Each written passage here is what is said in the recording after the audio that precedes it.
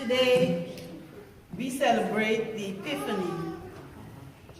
It's Epiphany Sunday throughout the Christian community. Some theologians claim that Epiphany observances are rooted in Egypt, starting as early as the 2nd century, largely in response to Greek religious festivals centered on the winter solstice. It is believed that various Hellenistic and Gnostic rites focused on the position of the star, Sirius, as well as the celebration of the wine god, Dionysus.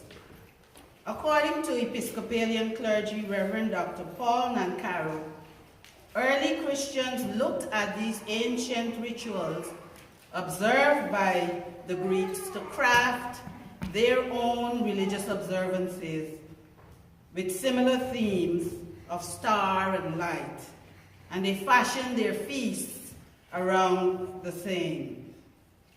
Looking at the gospel stories, we see those themes of star and light connected to Jesus.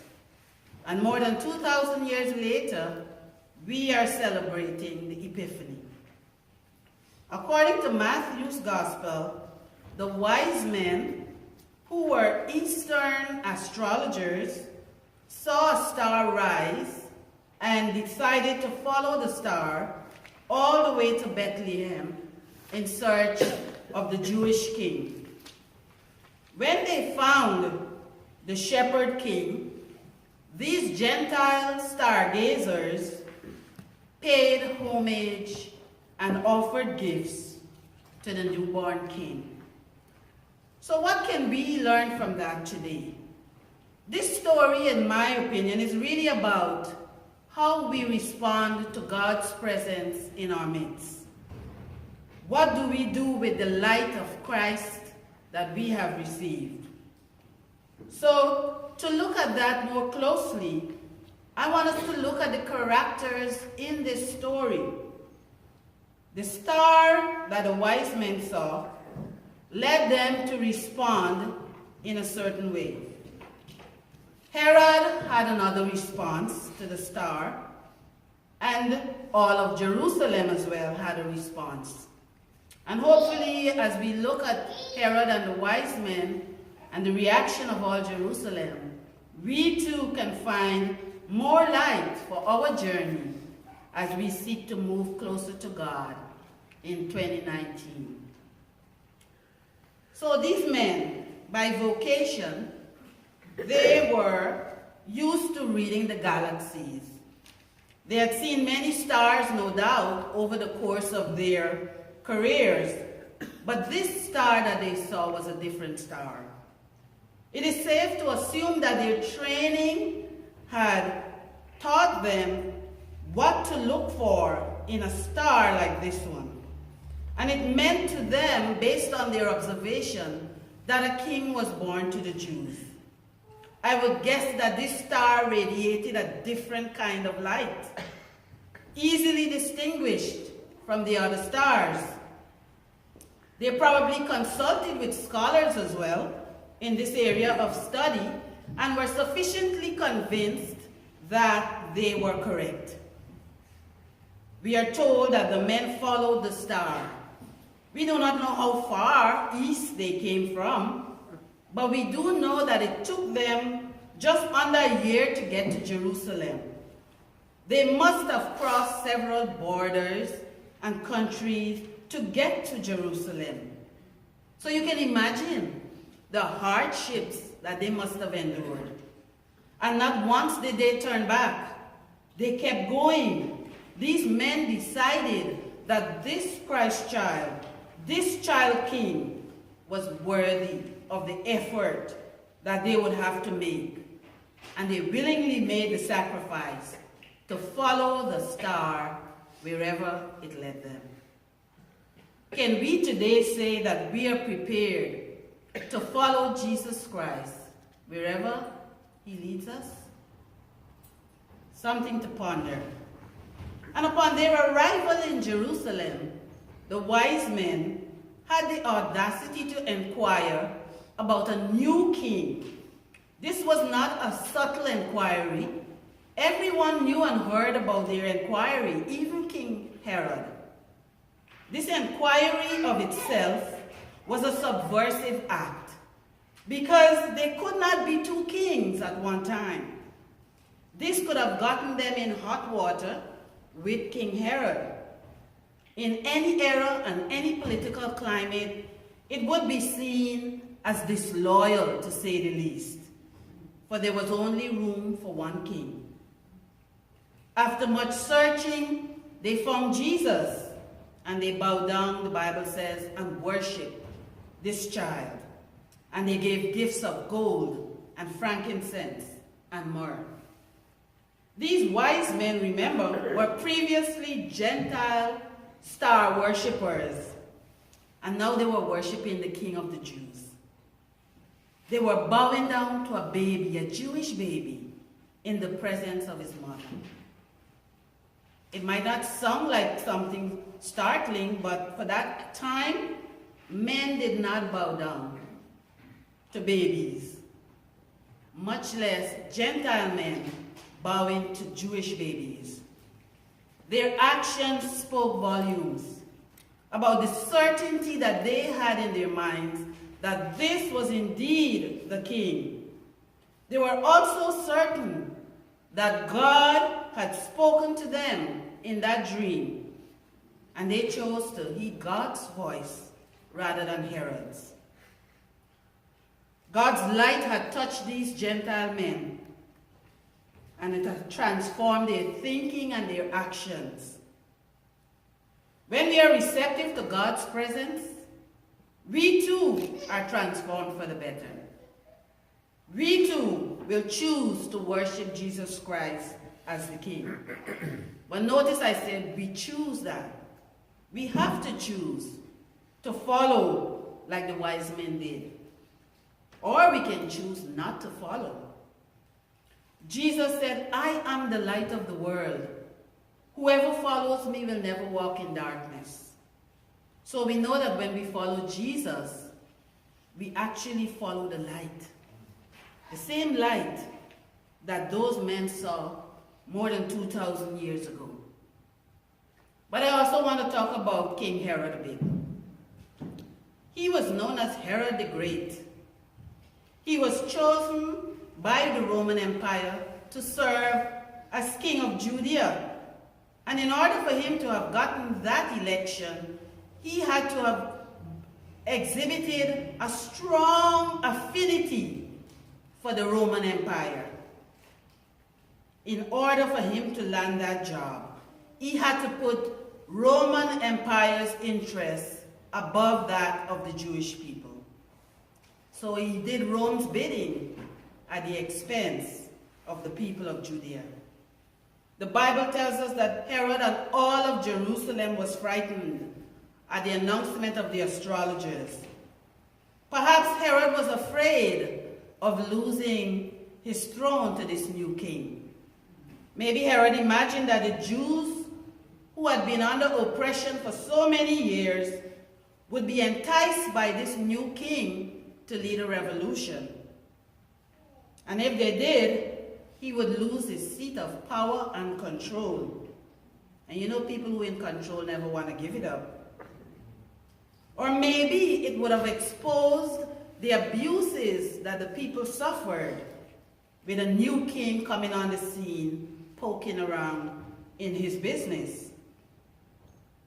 Whatever his reasons, Herod was afraid.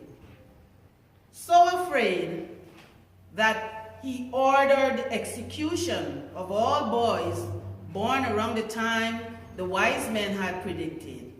If you read on in this gospel, it tells about women weeping and wailing for their children because he decided that if he could not find Jesus, he would execute all the boys, and that way he would probably get Jesus in the midst. Little did he know the power of God, for God warned them to flee from Bethlehem. But he was this worried because he feared exposure to God's light. And that can result in deeper darkness, as we see happening. because he attempted to hide and eliminate that king and created deeper darkness for those families. This is an attitude that Jesus was familiar with. For he said, "For all who do evil hate the light and do not come to the light, so that their deeds will not be exposed." John chapter 3, verse 20. Herod's fear is understandable. But what was puzzling for me was, why were the people of Jerusalem afraid as well? And I believe they were afraid that life for them would become even more difficult with the announcement that a king was born for the Jewish people. And they knew firsthand what it meant to be subjected to the empire's cruelty. They knew that for the smallest offenses they can be imprisoned. They knew that their lives were threatened, and they knew that death was something that could fall upon them suddenly at any sign of rebellion. They also knew what it meant to be heavily taxed. And so they knew that they could find themselves further in debt, further impoverished, if they only displayed any kind of disloyalty. Added to that, they were probably scared to hope that their deliverer, their Messiah, the one that the prophets wrote and spoke about, had really been born. Can you imagine how many times they must have hoped and prayed and hoped and prayed for a deliverer, only to find that every time they thought that their Messiah had been born, only to be disappointed? Can you imagine that they got a little more resigned to their fate and like, well, this is probably how our lives are going to go to the end? Or probably they got a little more cynical every time somebody mentioned that, hold on, hang tight, Jesus is coming, our Messiah will come. And they just like, well, oh, we've been hearing that forever. Like some people today say, oh, we've been hearing Jesus is coming forever and ever, and he hasn't come yet. And so with every year goes by, people tend to get a little more cynical and a little more resigned. People tend to lose hope. In the lesson read from Isaiah, the writer is addressing a similar audience, people who had lost hope, people who were afraid. The writer is encouraging the people of Israel in this text to look to God, hope in God, as they engage in rebuilding Jerusalem after the destruction of the temple and after they had been exiled to Babylon. Isaiah tells them, arise, shine, for your light has come. The Lord has risen upon you. Isaiah was saying to them that God's favor was about to be released upon them, individually and as a nation, and that the radiance of God's light wasn't only going to be for them, but it would attract others and bring them in, and they would come bringing gifts to help them in that rebuilding process. He was saying to them, do not lose hope. As dark as it may appear, light is breaking through. I don't know where you are. You may have longed for a breakthrough in some area of your life. Do not become cynical and give up. I say, do not lose hope. For in God's time, not our time, but in God's time, his light will shine on you. And when you experience that special light, what do you do? Do you run scared like Herod did and the people of Jerusalem did? Or are you like the wise men more, that you follow that light and go where it leads you? Or do you embrace that light and then reflect that light to the world. I want to end with an illustration that hopefully will shed more light as you reflect. This movie that I'm going to talk about, it's based on a true story, and it's a movie called Paradise Road. Paradise Road was released sometime in the late 90s, and it was about women in a prisoner of war camp in Japan. And there was a particular woman that stood out. She used her God-given light to encourage the other prisoners in that camp. She decided that they should form an orchestra because she was a musical person. Now, these women in the camp, they were all sorts of women from all countries. And some were high class, elite, some were farm workers. But they were in Japan when the War II was going on, and they were taking prisoners. And she said to them, we'll form this orchestra. Of course, some of them were very cynical, but some listened to her ideas. And when it came time for them to figure out how they were going to do it, she said, you'll use your voices. And she taught them how to use their voices to create musical songs. And so, at first, they started trickling in. Some didn't join in. And they became more trusting of each other over time. And they began to play, and they had concerts. They kept concerts in the prison. And this kind of lifted them out of their darkness. And they were able to focus on that more than on their dire circumstances. And of course, over time, some of the women died. One day when they were having yet another funeral in the camp, one of the guards looked at the woman who was leading that orchestra, and he started, in a very condescending way to say, well, we're burying another one of your, colleagues. Where is your orchestra now?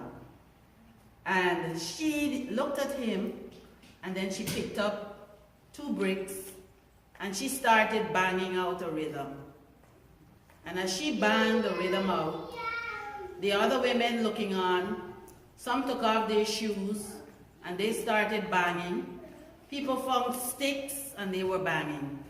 And before long, there was music in the place. She did that to show him that he could not extinguish her light. The situation they were facing was life and death, but that could not extinguish her light. They were an orchestra again. Even those who did not join in on the other occasions joined in that day.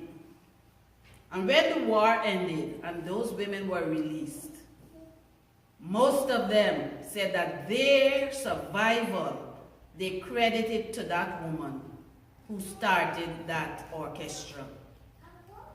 Really? It was God. It was God who gave her that idea. It was God's light in her that caused her to do that. That she was able to reflect the light rather than the darkness around them. And so we encounter darkness every day. Different kinds of darkness. We get to choose how we respond to the darkness. I hope that we would choose to follow God's light, and that we would embrace that light and begin to reflect it in a world that gets darker by the minute, in a world that desperately needs it. And in the words of Isaiah, I say to us, arise, shine your light. Shine your light, for God's light, God's glory is upon you and upon me. Amen. Let us pray. God, we thank you for your light, and we thank you for your love. And we pray that you will indeed continue to use us